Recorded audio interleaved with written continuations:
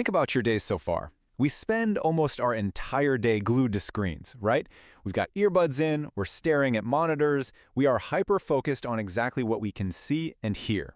But it turns out there's this invisible architect hovering right under our noses, and it's quietly dictating how we act, how we feel, and, surprisingly enough, how our brains are physically structuring themselves.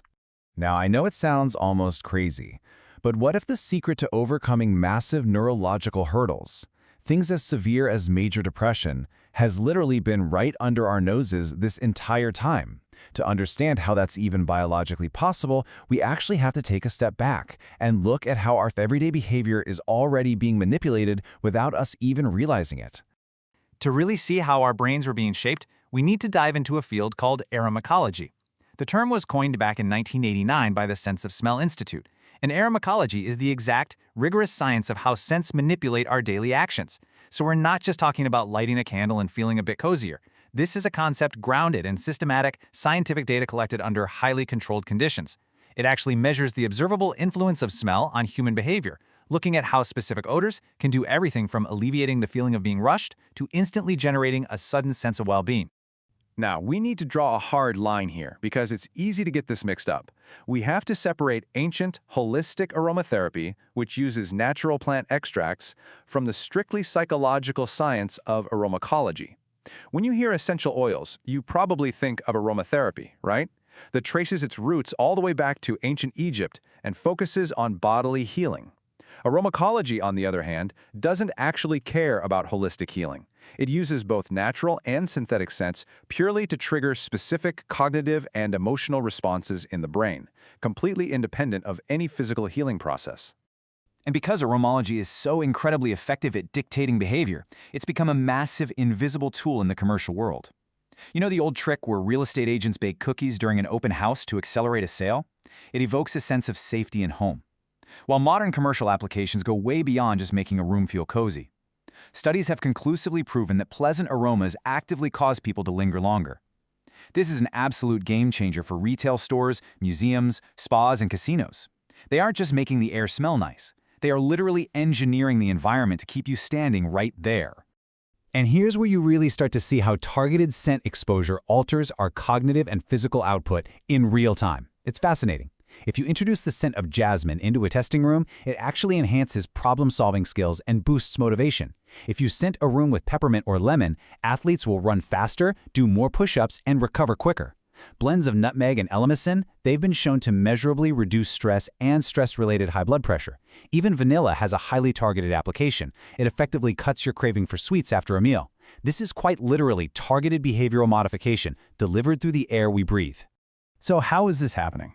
Let's move to our first main topic, the anatomy of scent and the grain's olfactory highway. Why does smell have such an immediate, almost override-level command over our actions, especially compared to what we see or hear? Well, it all comes down to the brain's internal wiring. Unlike vision or hearing, which take these indirect, meandering routes through the thalamus before being processed, the olfactory system has a VIP fast pass. It's a direct, unblockable highway straight to the limbic system. You inhale an odor, it activates the olfactory pathways, and those signals travel directly to the hippocampus-amygdala complex. That's our emotional and cognitive center, and once it hits, it instantly triggers the release of neurotransmitters. That anatomical shortcut leads us to this incredibly powerful quote from the research. Stimuli transmitted to the limbic system cannot be consciously blocked, so all olfactory stimuli influence our emotions. I really want you to think about that for a second.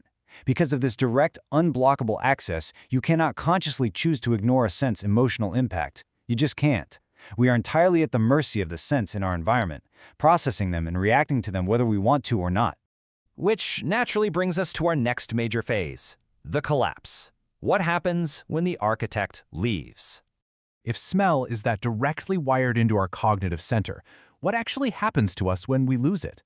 We know scents build behavior, but what is the consequence when that invisible architect leaves the building?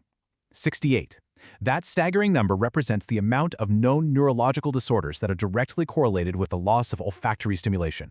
We're talking about an incredibly wide, severe range of ailments here: schizophrenia, anxiety, epilepsy, multiple sclerosis, and major depression. When the sense of smell degrades, it seems our neurological health fractures right along with it. Now you might be thinking, okay, sure, maybe losing your smell is just a side effect of getting sick, a symptom. But the data suggests something much more profound. The loss of smell doesn't just accompany these disorders. In cases like depression, Alzheimer's, and Parkinson's, it actually precedes and predicts the cognitive decline. Olfactory dysfunction occurs well before the motor problems in Parkinson's even emerge, and it predicts which individuals with mild cognitive impairment will eventually convert to full Alzheimer's disease. The connection to depression is particularly striking. In one longitudinal study, adults who had olfactory dysfunction right at the start were significantly more likely to develop depression symptoms 5 to 10 years later compared to adults with normal smell. However, and this is the kicker, the reverse was not true. Having depression first did not predict losing your sense of smell later. This raises a mind-blowing medical possibility. Olfactory loss might not just be a symptom, it might be an actual predisposing factor that makes the brain physically vulnerable to depression. And this vulnerability? It's a global crisis. Depression affects around 350 million people worldwide. That is an alarming number, especially when you realize that current pharmaceutical treatments, primarily SSRIs, fail in 40% to 60% of patients with major depressive disorder. More than half the time they aren't working. Plus, they come with a laundry list of severe side effects, like changes in body weight, sleep patterns, and libido. So what happens to those drug-resistant patients? Well, the alternative treatments get incredibly intense. Ketamine is fast-acting, sure, but it's currently backed by very low certainty evidence. Electroconvulsive therapy, or ECT, literally induces grand mal seizures and can cause recent memory loss. Transcranial magnetic stimulation requires dozens of really inconvenient medical visits. And deep brain stimulation is a highly invasive, incredibly expensive surgical implant that still lacks consistent positive outcomes. The medical community is searching desperately for an effective, low-impact treatment here. But there is hope on the horizon. Let's look at part 3, the rebuilding, and what researchers are calling the scented cure. What if the completely non-invasive, side effect-free solution we've been looking for lies in actively rebuilding the brain through scent? Enter a groundbreaking protocol known as olfactory enrichment. This is the daily exposure to multiple, highly diverse odorants, very often using those essential oils we mentioned earlier. But remember, the goal here isn't aromachology's temporary mood boost, it's structural repair. By introducing novelty through diverse scents every single day, researchers are actively attempting to increase brain neurogenesis, restore damaged neural populations, and vastly improve a patient's baseline cognitive and emotional status. And guys, the physical results are genuinely astounding. Studies from just the last few years show that this daily sniffing regimen completely alters the physical structure of the brain. We're talking real, measurable changes. Olfactory enrichment actively increases cortical thickness. It increases gray matter volume in the hippocampus and thalamus, which are the exact areas typically ravaged by cognitive decline and depression. It restores neurogenesis and vital brain-derived neurotropic factors. Basically, this daily sniffing builds what scientists call a brain reserve. It allows the brain to create a neural workaround that masks or even repairs neuropathological damage. The real-world clinical application of this is just incredible. Look at this 2022 study. They took older adults with dementia and exposed them to 40 different odorants, twice a day, for just 15 days. That's it. The results? Highly significant, measurable improvements in memory, attention, language skills, and a massive reduction in depression symptoms. And it actually goes beyond dementia and depression.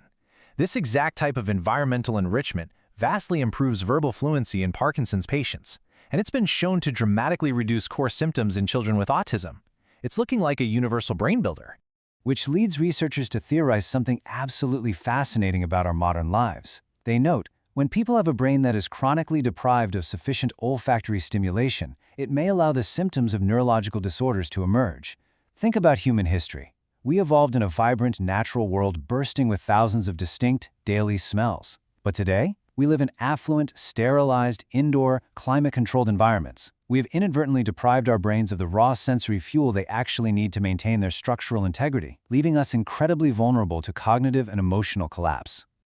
So that brings us to the ultimate question for all of us living in this modern world. If building a protective brain reserve against depression and cognitive decline is as simple as actively smelling diverse scents every day, how is your chronically smell-deprived environment affecting your mind right now?